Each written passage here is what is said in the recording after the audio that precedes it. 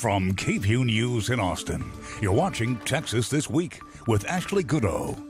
Good Sunday morning. The primary runoff election is Tuesday. Texans voting on the Democratic ticket will have to decide who will face off against Lieutenant Governor Dan Patrick in November. Accountant Mike Collier, who was the Democratic candidate for Lieutenant Governor in 2018, or Carrollton State Representative Michelle Beckley.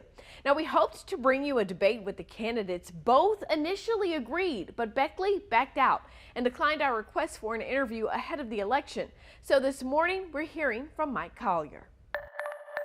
This is your second time running for Lieutenant Governor of Texas, third time running for a statewide office. Right. In March, you earned 41% of the vote. Now you're headed to a runoff with State Representative Michelle Beckley. She got 30% of the vote, just about. I want you to talk to us about why you believe you're the better candidate in this race.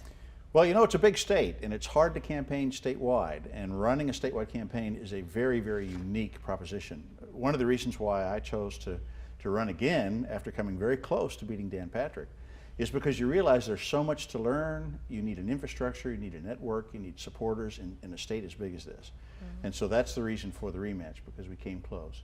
And then I think if you look at folks who follow politics, who support candidates, who endorse candidates, and all of the endorsements have come my way, and that's a recognition, I think, that we're building a very large, very diverse coalition, which is what it takes. It looks just like Texas, as big and as diverse as Texas, and building that coalition, and that's why I think that I'm the best candidate, and that's why I believe I can win.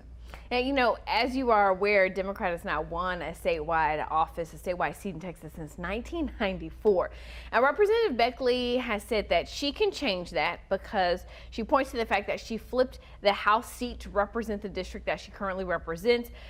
And she says you only came close to beating Lieutenant Governor Dan Patrick back in 2018. What's your response to that criticism from her? The state is a very, very big state. Each individual representative district is less than 1% of the size of the state, if you think about it. And so, you know, we're not rounding up tens of thousands of votes, but we're rounding up millions of votes. And there's nothing to compare to running a statewide race. Mm-hmm. You know, if you do win this primary and then you are elected Lieutenant Governor in November, what's going to be your top priority for the state of Texas, and what are you going to do day one? Well, first let me say this. As I drive around the state and I talk to Texans, and not just Democrats, but I talk to Texans of all political persuasions, and ask the question, do you think our state is better now than it was 4 years ago? Are you feeling better about our state and about democracy than you were 4 years ago? And the answer to that is no. I mean, people are very, very unhappy with the political leadership in this state. Specifically, Dan Patrick, who I'm hoping to replace, is very, very focused on culture war issues, which divide and vilify, and it's just so awful. What he doesn't do is focus on the real issues that affect Texans in their lives, like, for example, property taxes, like funding public education, like fixing the grid. The Lieutenant Governor is the most powerful position, some would say, in the state, because Lieutenant Governor, as President of the Senate, has tremendous influence on what the Senate works on. So as Lieutenant Governor, what I would do is make sure that the Senate is focused on what people really care about in the state, like fixing the property tax problem and fixing the grid and funding public education and do the other things. So again, day one, if you're elected, what are you doing? Well, we have some things that the legislature did in the last session that Texans are very, very unhappy about. We're going to have a lot to say in this state about a woman's right to choose and make decisions for herself and her health care and her future. Only a woman can make those decisions, not a bunch of men in the legislature. And we have to reverse what they have done with this vigilante style approach to an end around the Constitution. It's conceivable that the Supreme Court will take away those constitutional protections, in which case it's the legislature that we'll look to. And you'll look to this Lieutenant Governor, who will be the first pro-choice Lieutenant Governor in Texas history. And we'll make sure that we fight for those rights. We'll stop vilifying trans kids, which is terrible. I will promote LGBTQ equality. And we have other things that we have to reverse. For example, permitless carry was an absolute disaster for the state. So we need to go back and reverse those things. So, I mean, the first order of business is to reverse the terrible things that this legislature under Dan Patrick did. Then we immediately turn our attention to, and at the same time, frankly, we turn our attention to solving the problems that we face in the state, like property taxes, schools, fixing the grid, and the other things that I mentioned. You have said fixing and addressing property taxes numerous times. I'm going to ask you, do you believe that's the greatest issue facing Texans today? It's one of the biggest issues when you travel the state, and it's Democrats, Republicans, Independents, North Texas, South Texas. There's not 1 inch of this state or one Texan who has lost faith in Dan Patrick. They see their property taxes going up and up and up, and all they hear from him is spin and nonsense, and he is not dealing honestly with the property tax problem. Now, I come out of the corporate world, as you know, and I'm an auditor. I joke, but I don't mean this, I'm not joking. I get lied to for a living. I've analyzed the state's finances. And the reason property taxes are out of control is because the state is not doing its job. They point the finger at locally elected officials, and that's wrong. The state has to do its job. They aren't dealing honestly. There's huge loopholes available only to the largest corporations where they're underpaying their taxes, which means that homeowners are having to pay more while they pay less. And so until we have an honest discussion about what's really happening with taxes, they are just mocking us, and our taxes go up and up and up. So really, do you think that the key is closing those corporate loopholes? That's a big part of it. You know, we cannot ask homeowners to continue to bear the brunt of increasing taxes. And so we have to understand why is that, you know, and I'll oversimplify this, but most of what we do in your community is a joint venture between local and state. Local, their money comes from property taxes. State, their money comes from a lot of places, including largely the large corporations.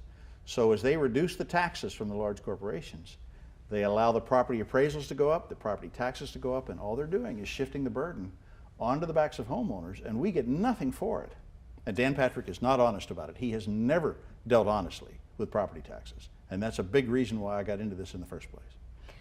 You know, you and Representative Beckley share some very similar, I would say, policy stances on a lot of the issues important to Texans, from the power grid to how we fund public schools. Where do you differ from her on policy? Well, I think we probably align pretty well on policy. The question is who can execute, who can actually get the job done. And frankly, who can win. I mean, I'm very proud to have been endorsed by all of her colleagues in the House who have endorsed. So 17 members of the House, her colleagues, have endorsed me. And the reason why they've endorsed me in this race is because we know each other. They have watched me work over the years. And they've said so in their endorsement statements. And what they've said is they think that I have the technical skills to be a good lieutenant governor and actually get the job done. And they also think that I can win. And that's why they've endorsed me. Winning in November, obviously a really important thing for the Democratic Party, but it's going to be a sizable feat. I mean, Dan Patrick easily won in his primary. He has quite the war chest ahead of him, and he has not lost a statewide race. What's the key to defeating him? Well, you know, Democrats haven't won in 30 years, and one of the reasons why we haven't won in 30 years is that nobody stays in this fight and runs a second time. And it's a big state, and it takes experience, and it takes a coalition. I came close last time, 4 years ago, and I was gaining on him right up to Election Day. If you've heard the expression, a football team never lost a game, they just ran out of time, I'll tell you, when we got to Election Day in 2018, I was gaining on him. I felt then, and I feel now, that if I had more time and more money, I could defeat him. I will have much more money this time because we have a much more sophisticated fundraising operation. I have a much more robust team, because when I said I wanted to go back after Dan Patrick, some of the best advisors in the country came and said, we'll help you, because they know how important Texas is. And I'm out. I mean, I am on the road and I'm meeting people. I've put on, I don't know how many thousands of miles, tens of thousands of miles so far in the primary, meeting voters where they are, not taking any voter for granted, going out and asking them, you know, here's what I think we need to do to solve the problem, and here's what I think is how we'll solve it. What do you think in engaging voters? And so that's going to be the key to success. You can watch my full interview with Mike Collier on the KVUE YouTube channel. Again, we hoped to bring you an interview with State Representative Michelle Beckley, but she declined our request. Remember, Election Day is May 24th. The polls will be open from 7 a.m. until 7 p.m. That's Texas This Week.